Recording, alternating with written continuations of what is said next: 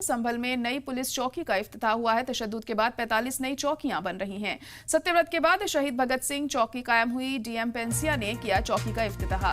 तो बड़ी और अहम खबर इस वक्त आपको बता रहे हैं कि संभल में नई पुलिस चौकी का इफ्तिताह हुआ है। तशद्दुद के बाद 45 नई चौकियां यहां पर बनाई जा रही हैं। सत्यव्रत के बाद शहीद भगत सिंह चौकी कायम हुई है। डीएम पेंसिया ने किया है चौकी का इफ्तिताह। ये तस्वीरें आप देख सकते हैं जब चौकी का इफ्तिताह किया गया। तो संभल में पुलिस चौकी का इफ्तिताह हुआ है। तशद्दुद के बाद 45 नई चौकियां यहां पर बनाई गई हैं ताकि सुरक्षा इंतजामों को और बेहतर किया जा सके। तगड़े हिफाजती बंदोबस्त यहां पर किए जा सके, इसका ध्यान रखते हुए इन चौकियों को बनाया गया है।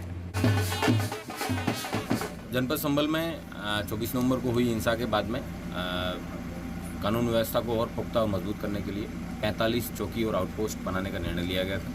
उसमें से एक चौकी जो थाना बैजोई की ये मझौला चौकी है, शहीद भगत सिंह के नाम से इस चौकी को रखा गया है। यह बढ़ता हुआ बैजोई में अर्बनाइजेशन है, उसको भी टैकल करने के साथ साथ आसपास के 13 गांवों को ये पुलिस और कानून व्यवस्था के संबंध से मदद करेगी। और यहाँ पे पूर्व में भी चौकी प्रभारी पुरुष नियुक्त कर दिए गए हैं। और हमारे नुमाइंदा सुनील सिंह इस वक्त फोन लाइन पर जुड़ चुके हैं। सुनील, तो 45 चौकियों को बनाया गया है संभल में और हाल ही में चौकी का इफ्तिताह हुआ है, क्या कुछ और जानकारी इसको लेकर? देखिए, ज्यादा मैं आपको बता दूं, संभल में 24 नवंबर 2024 को हुई हिंसा के बाद यहाँ पर जो पुलिस प्रशासन है लगातार कानून व्यवस्था को चाकू लगाने के लिए पुलिस चौकियां और चेक पोस्ट बनवा रहा है। इसी के तहत अब संभल के अलावा जितने भी यहाँ पे तहसील थाना इलाके हैं वहाँ भी चौकियों का निर्माण किया गया है। अब ये एक नई चौकी बनाई गई है जो कि बैजोई थाना इलाके का मझौला गांव पड़ता है, जिसके आसपास के गांव हैं जो काफी संवेदनशील हैं। तो वहां पर ये शहीद भगत सिंह पुलिस चौकी बनाई गई है। जैसा कि पुलिस प्रशासन का दावा है कि इस चौकी को बनाए जाने के बाद लगभग 13 गांवों को सुरक्षा मिलेगी।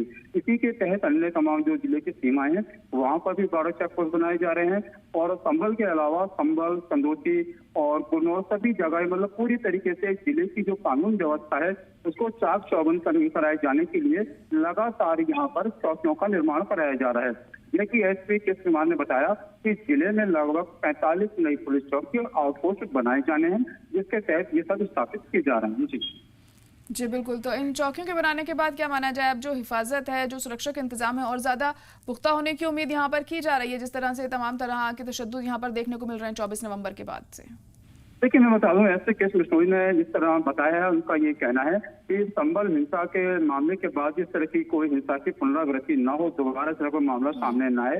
इसके लिए संभल के अलावा जो पूरा जिला है जाके खास करके जो संवेदनशील आने इलाके हैं जो काफी सेंसिटिव माने जाते हैं वहां पर सुरक्षा की व्यवस्था चाक चौबंद की जा रहे हैं। और खास तौर से जो संभल के अलावा जो आसपास की तहसीलें हैं उनके जो बॉर्डर हैं वहां पर बॉर्डर चेक पोस्ट बनाए जा रहे हैं ताकि जो भी संदिग्ध वाहन है, आने जाने वाले लोग हैं, उनको चेक करके इस तरह की घटनाओं को रोका जा सके।